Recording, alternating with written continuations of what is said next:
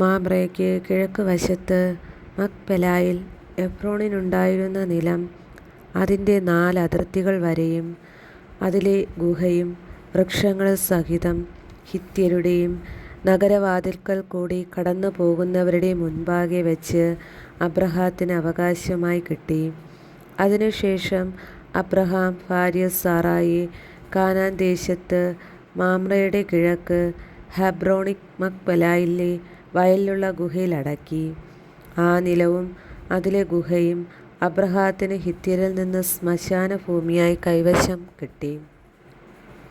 ഇസഹാക്കും റബേക്കായും അബ്രാഹത്തിന് പ്രായമേറെയായി. കർത്താവ് എല്ലാ കാര്യങ്ങളിലും അവനെ അനുഗ്രഹിച്ചു. അവൻ തൻ്റെ എല്ലാ വസ്തുക്കളുടെയും മേൽനോട്ടക്കാരനും തൻ്റെ ഭവനത്തിലെ ഏറ്റവും പ്രായം കൂടിയവനുമായ വേലക്കാരനെ വിളിച്ചു പറഞ്ഞു, നിന്റെ കൈ എൻ്റെ തുടയുടെ കീഴെ വയ്ക്കുക. ഞാൻ പാർക്കുന്ന ഈ നാട്ടിലെ കാന്യാന്യരുടെ പെൺമക്കളിൽ നിന്ന് എൻ്റെ മകന് ഭാര്യയെ തിരഞ്ഞെടുക്കുകയില്ലെന്ന് ആകാശത്തിൻ്റെയും ഭൂമിയുടെയും ദൈവമായ കർത്താവിൻ്റെ നാമത്തിൽ നിന്നെക്കൊണ്ട് ഞാൻ സത്യം ചെയ്യിക്കും. എൻ്റെ നാട്ടിൽ എൻ്റെ ചാർച്ചക്കാരുടെ അടുക്കൽ പോയി അവരിൽ നിന്ന് എൻ്റെ മകൻ ഇസഹാക്കിന് ഭാര്യയെ കണ്ടുപിടിക്കണം. അപ്പോൾ ദാസൻ ചോദിച്ചു, ആ സ്ത്രീക്ക് എന്നോടുകൂടെ ഈ നാട്ടിലേക്ക് പോരാൻ ഇഷ്ടമില്ലെങ്കിലോ? അങ്ങ് വിട്ടുപോന്ന നാട്ടിലേക്ക് അങ്ങയുടെ മകനെ ഞാൻ കൊണ്ടുപോകണമോ? അബ്രാഹാം പറഞ്ഞു, എൻ്റെ മകനെ അങ്ങോട്ട് കൊണ്ടുപോകരുത്.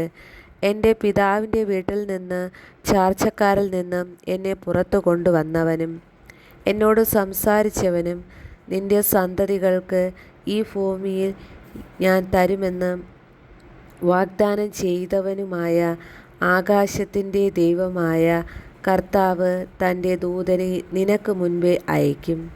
നീ അവിടെ നിന്ന് എൻ്റെ മകന് ഒരു ഭാര്യയെ കണ്ടെത്തുകയും ചെയ്യും. എന്നാൽ ആ സ്ത്രീക്ക് നിന്നോടുകൂടെ പോരാൻ ഇഷ്ടമില്ലെങ്കിൽ എൻ്റെ ഈ ശപഥത്തിൽ നിന്ന് നീ വിമുക്തനാണ്. എൻ്റെ മകനെ അങ്ങോട്ട് തിരികെ കൊണ്ടുപോകരുതെന്ന് മാത്രം തൻ്റെ യജമാനായ അബ്രാഹത്തിൻ്റെ തുടയ്ക്ക് കീഴെ കൈവച്ച് ഭൃത്യൻ സത്യം ചെയ്തു. അനന്തരം ഭൃത്യൻ യജമാൻ്റെ ഒട്ടകങ്ങളിൽ 10 എണ്ണവും വിലപിടിപ്പുള്ള ധാരാളം വസ്തുവകകളുമായി പുറപ്പെട്ടു. അവൻ മെസൊപ്പൊട്ടേമിയയിൽ നാഹോറിൻ്റെ നഗരത്തിലെത്തി. വൈകുന്നേരം സ്ത്രീകൾ വെള്ളം കോരാൻ വരുന്ന സമയത്ത് അവൻ ഒട്ടകങ്ങളെ പട്ടണത്തിന് വെളിയിൽ വെള്ളമുള്ള ഒരു കിണറിനടുത്ത് നിർത്തി. അനന്തരം അവൻ പ്രാർത്ഥിച്ചു, എൻ്റെ യജമാനായ അബ്രാഹത്തിൻ്റെ ദൈവമായ കർത്താവേ, ഇന്ന് എൻ്റെ ദൗത്യം അങ്ങ് വിജയിപ്പിക്കണമേ. എൻ്റെ യജമാനൻ്റെ മേൽ കനിയണമേ. ഞാൻ ഇതാ ഈ കിണറ്റുകരയിൽ നിൽക്കുകയാണ്. ഇന്നാട്ടിലെ പെൺകുട്ടികൾ വെള്ളം കോരാൻ വരുന്നുണ്ട്. നിന്റെ കുടം താഴ്ത്തി തരുക, ഞാൻ കുടിക്കട്ടെ എന്ന് പറയുമ്പോൾ ഇതാ കുടിച്ചുകൊള്ളുക. നിങ്ങളുടെ ഒട്ടകങ്ങൾക്കും ഞാൻ വെള്ളം കോരിത്തരാം എന്ന് പറയുന്ന പെൺകുട്ടിയായിരിക്കട്ടെ അങ്ങയുടെ ദാസനായ ഇസഹാക്കിന് അങ്ങ് നിശ്ചയിച്ചിരിക്കുന്നവൾ. അങ്ങ് എൻ്റെ യജമാനോട് നിരന്തരമായ കാരുണ്യം കാണിച്ചിരിക്കുന്നുവെന്ന് അതുവഴി ഞാൻ മനസ്സിലാക്കും. അവൻ ഇത് പറഞ്ഞു തീരും മുൻപ് തോളിൽ കുടവുമായി റബേക്ക വെള്ളം കോരാൻ വന്നു. അവൾ അബ്രാഹത്തിൻ്റെ സഹോദരൻ നാഹോറിന് ഭാര്യ മിൽക്കായിൽ ഉണ്ടായ മകനായ ബെത്തുവേലിൻ്റെ മകളായിരുന്നു. പെൺകുട്ടി കാണാൻ വളരെ അഴകുള്ളവളും കന്യകയുമായിരുന്നു.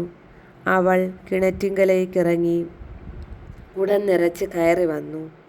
അബ്രാഹത്തിൻ്റെ ഭൃത്യൻ അപ്പോൾ അവളുടെ അടുത്തേക്ക് ഓടിച്ചെന്ന് പറഞ്ഞു, ദയവായി നിന്റെ കുടത്തിൽ നിന്ന് കുറച്ച് വെള്ളം കുടിക്കാൻ തരുക. പ്രഭുവേ, കുടിച്ചാലും, അവൾ പറഞ്ഞു. തിടുക്കത്തിൽ കുടം താഴ്ത്തിപ്പിടിച്ച് അവൾ അവന് കുടിക്കാൻ കൊടുത്തു.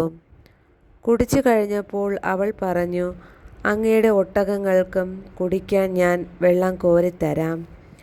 അവൾ വേഗം കുടത്തിലെ വെള്ളം തൊട്ടിയിലൊഴിച്ച് വീണ്ടും വെള്ളം കോരാൻ കിണറ്റിങ്കിലേക്കോടി. ഒട്ടകങ്ങൾക്കെല്ലാം വെള്ളം കോരിക്കൊടുത്തു.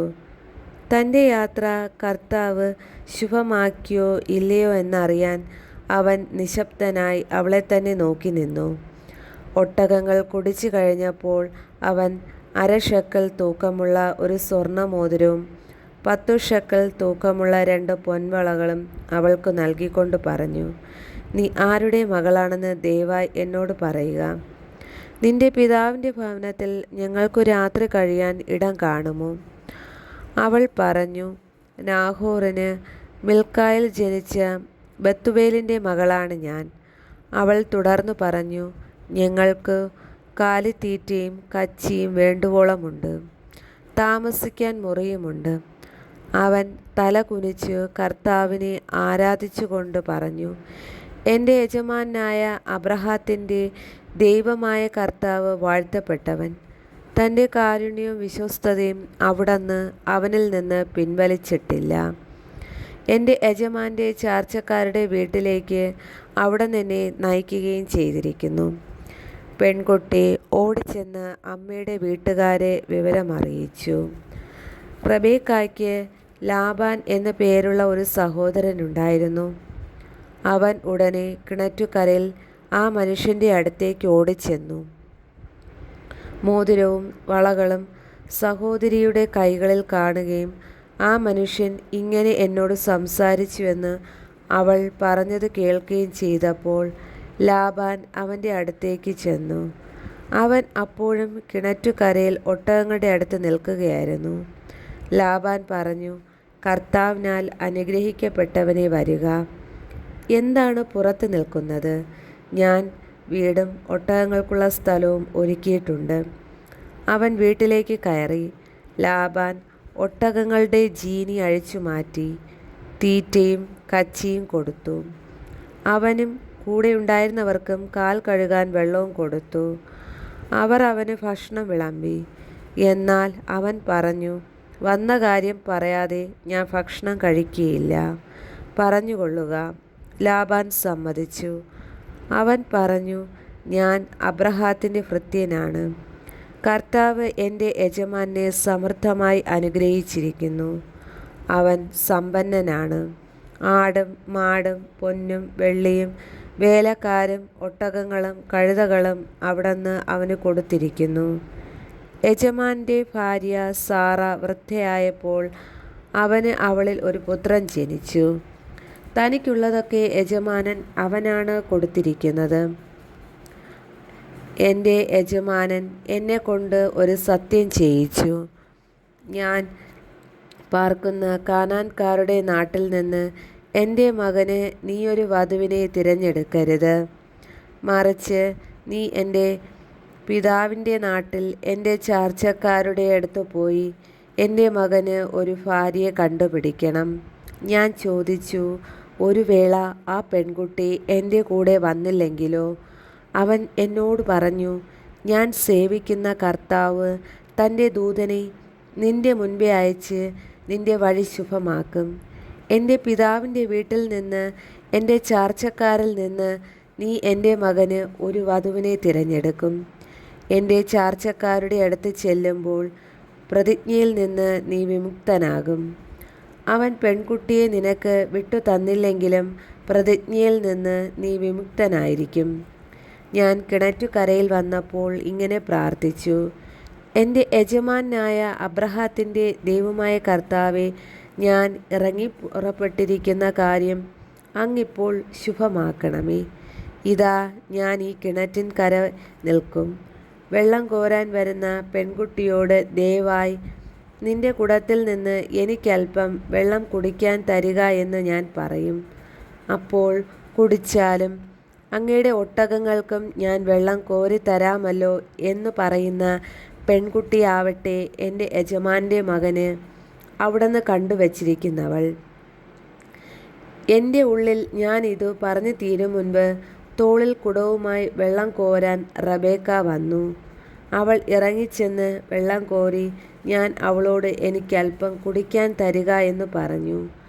അവൾ ഉടനെ കുടം തോളിൽ നിന്നിറക്കി ഇങ്ങനെ പറഞ്ഞു, കുടിച്ചാലും അങ്ങയുടെ ഒട്ടകങ്ങൾക്കും ഞാൻ കുടിക്കാൻ തരാം. ഞാൻ കുടിച്ചു.